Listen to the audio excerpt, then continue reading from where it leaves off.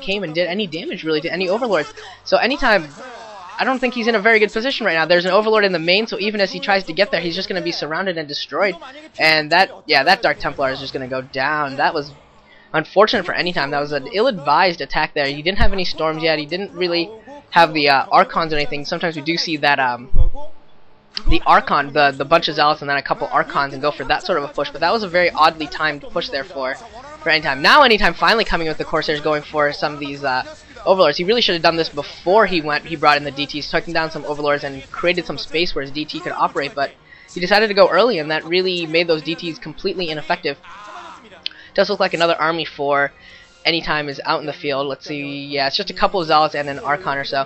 And the Archon's going to help kill the Scourge, maybe? Nope, not going to help kill the Scourge. It does look like a probe is also sent to that right side across the bridges at that base at like the 4:30 or so. So it looks like he's going to set up another base there for his third.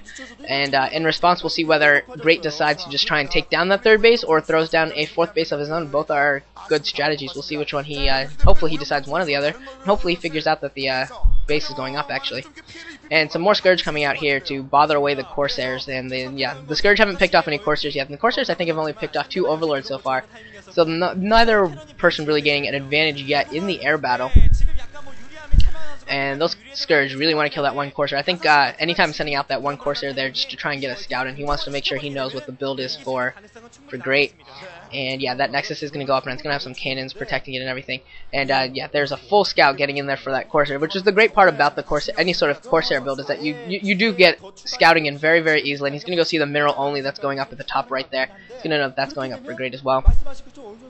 So he knows that the Zerg player is now expanded to 4 bases, and he's still at 3. So he's got to be happy there to have 3 bases. And that Corsair finally gets caught by the Scourge. Some of the better Corsair micro players, like, you know, the top level Bisus and things like that, they'll be able to move that Corsair around at, like, I think it's something like 45-degree angles or something, and you'll be able to actually protect that from Scourge. You can actually gain ground.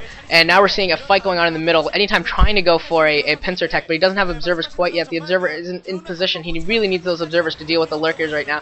Otherwise, it's going to be dependent upon cannons. And these Zealots and the Archon are being pushed back across the bridge to that third base of his. And his other part of his army can't come and join because of the presence of the lurkers and the fact that Anytime doesn't have any observers adequately positioned there. And the Corsairs are just being fended off over and over again by these Scourge. The Corsairs just aren't able to get to that number. He really needs to get to that, like, 7th, 8th Corsair, and so that way he can take down Scourge pretty easily. And now he is going to be able to clear this out. Finally, he got a observer out there, so all of this should get cleared out, and he might be able to kill some of these overlords and things. We'll see. High Templar out, so we're going to see some storm action against 5-hatch Hydra, which is always fun. Well, I guess we're beyond 5-hatch Hydra at this point, but this is still a Hydralist build. Hydra Lurker and some Link. So he's going for all the ground forces early on here. He's going to go for this mixed force, and I actually do like the mixed force groups. They do tend to be able to deal with everything a little bit better. It's just harder to control, of course. So, which is why you generally see more dedicated builds, just because it's easier to micro and it's easier to really come up with strategies for it, to tell you the truth. And we'll see what Anytime is doing. I think he's just throwing down more gateways. I think he's just trying to macro up at this point. I don't think he's going to do anything too tricky or change into Reaver or anything, which could be pretty cool, though. If he changed into a Corsair Reaver, he still has a pretty solid Corsair force out in the air. He could possibly go for a Reaver build here, but he's just going to stick with High Templar. I think it's just safer than better to stick with High Templar here. And now we're going to see another fight in the middle. Storms going off. Great storms going off, killing a ton of Hydralists. And he's doing a lot of damage here. If he has a couple more storms, he could do a ton of damage here. I don't know if those... doesn't look like the High Templar have any storm left, unfortunately. But he did a lot of damage there and didn't lose a lot. So that was a good win in that battle for Anytime. And both of the observers go down to Scourge. That was good play by Great. That was a great play by Great. And we've seen Great do this over and over again in those maps on those games on Neo Medusa against Free and Bisu, where he did the advanced hatchery, the offensive hatchery. He definitely was able to use his Scourge very, very effectively, taking down observers for both Free and Bisu on a pretty consistently and constant basis, and that really made it hard for the Protoss players in those maps to make a push against that the advanced sunken colonies. And now we're seeing a hatchery going down in kind of a weird position. It's still on that right side, but it's below the base there, and below that little ramp thing. I don't know what if there's really a reason for that. I don't know what he's going to use that extra creep for. I can't see him trying to crawl forward or anything. That's way too far away to really be useful. But it does look like anytime he's moving into that area, he's going to see it, and he'll probably be able to take this down really fast because there isn't much there. But he still has no observers. Anytime has no observers in the area, so those lurkers are going to be enough to fend this off, this initial attack. So anytime he's going to be forced to come back, retreat back to his side of the bridges, and still play defensively until he can get enough observers. It does look like Great is now throwing up another hatchery there at the 10:30 across the opposite bridge there, the opposite set of bridges there. And I'm wondering how long it's going to be until Great decides to move into Hive Tech, because he's dealing with a lot of Archons and Storms coming out now, and once 3 gas for Protoss starts getting going, you're going to see a lot of gas units. And another fight coming in here. No, great storms again by Anytime. Anytime's getting some really great storms here, and Hades is not dodging them all that effectively at all. And Archons are morphing and taking a lot of damage, which is still good because they're just soaking up like whatever the shield are, like 350 damage or whatever. So after they even do all the storm damage, they just sit there and soak up some damage for the Zealots and Dragoons as they continue to damage. But it does look like Great's going to take this battle in the middle there. He just had way too many Hydralisks and not enough Zealots and Storms there to really take care of it. He does need a lot more Storms. He's only had like 2 or 3 High Templar at each of the battles so far. He really needs to get some more out there. He needs to get that number up to like 5 or 6 High Templars so he can just have a massive number of Storms for some of these longer fights. As we move into the later mid-game here, the fights will get a little bit longer, and the number of Storms is going to be so much more important. And that's why he really needs to get more.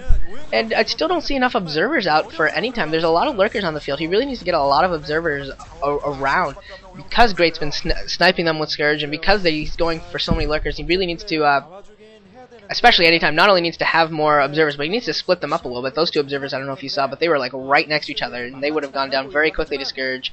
And he's gonna have to be careful with them, because all it takes is if your observers get picked off, it doesn't matter what force you have. You're either gonna have to storm blind, which is not really fun in the midst in bigger battles, or you're just not gonna have to be forced to retreat, and that's definitely even worse, as you do not want to give up ground here.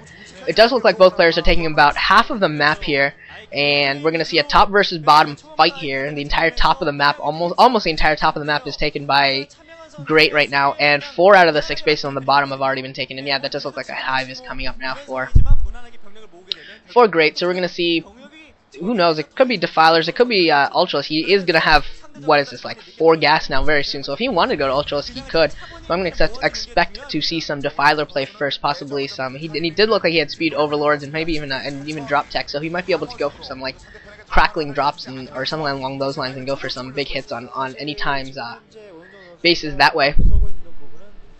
But he could go for Ultralisk too, because he certainly has the gas for it. It does look like both players are just macroing up still, gathering their forces in the middle. No one's really advancing across the bridges yet. It does look like Anytime sending like a couple, I don't know what that was. Anytime had like 2 Dragoons cross the bridges and just get annihilated just for funsies or something. That was a little bit weird.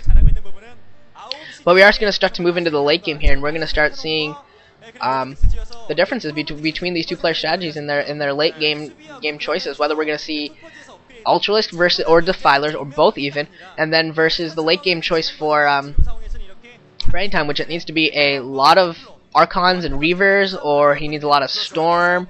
And he was throwing down a second robotics facility there on the left side there, at that 4th base of his, and he's throwing down a 5th base at the mineral only at the bottom left. But yeah, as soon as the Ultralisk and the Defiler start showing up, Anytime is going to need bigger, better, techier units like Reavers and Archons in order to deal with them. Because if those all become cracklings, that big mass becomes cracklings, and they get picked up by that Overlord and drop somewhere, they can take down a big